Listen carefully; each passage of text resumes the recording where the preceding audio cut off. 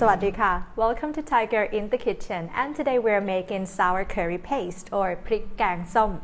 In this video, I'm only going to show how to make the curry paste itself to start off with, since there are several ways to make Gaeng Som with different proteins like fish, prawns or whatever and different vegetables, and then I'll create more videos to show how to make it in different ways later on. This Gaeng Som paste recipe is the southern Thai version. Well, Gaeng Som from the central or other parts of Thailand has a little bit more of an orange color and tastes a little sweeter, while the southern version has the yellow color from the turmeric and tastes a little more intense, leading with spicy and sour. This makes people from other parts of Thailand calling the southern Gaeng Som Gaeng Lueng instead. Well, Som can mean sour and also orange, while Lueng means yellow in Thai as the color of it. Each household may have a slightly different recipe and different ratio depending on their preferences.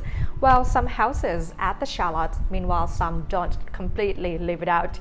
And there is nothing right or wrong about it. It's just a matter of what province in the southern Thailand that person is from. So if you do not have shallots, it's totally fine to leave it out.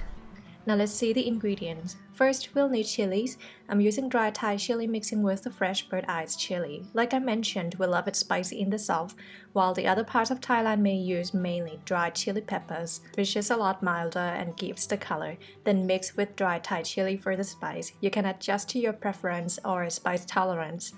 Garlic.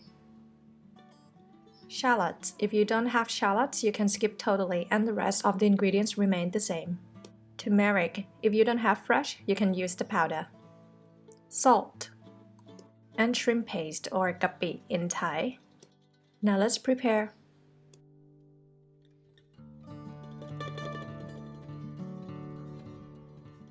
We're gonna peel the garlic and shallots. The fast way I love to peel the garlic is to pound them gently.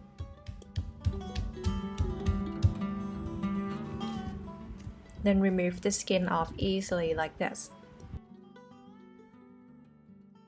Shallots, peel them.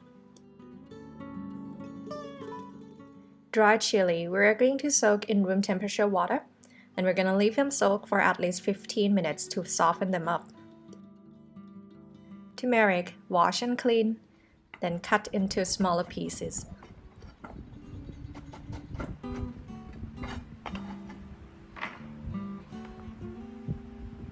And this is the real way I usually pound my curry paste on the floor. No bouncy and the gravity does help. Rinse out the dried chili from the water.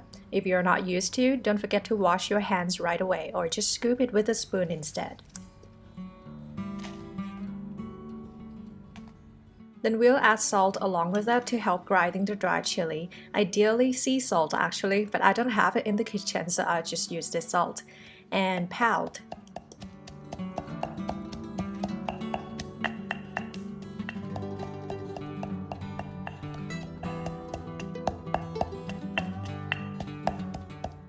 Until looking like this. Then the fresh chili and fresh turmeric. Pound until combined. Actually, if you want, you can just add every ingredient and pound all at once. That's how my mom and grandma would do, and it'll be a good arm exercise. I'm adding the ingredients separately in order to grind them into paste easier. Also, mind you, use the other hand to cover the mortar time to time so the chili won't jump into your eyes. Then we're gonna add the garlic and shallot. These have the most water content of all the other ingredients, so they are the easiest to pound.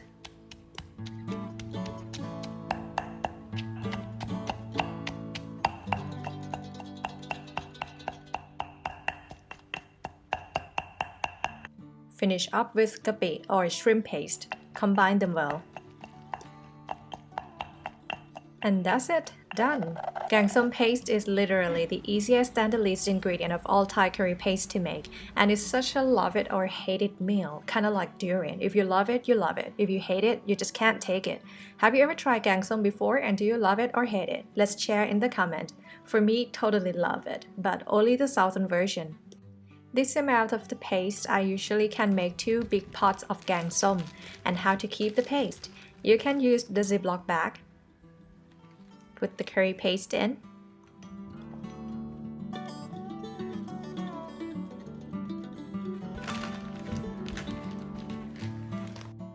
flatten the paste up. Then split 2 portions with the dull part of a knife.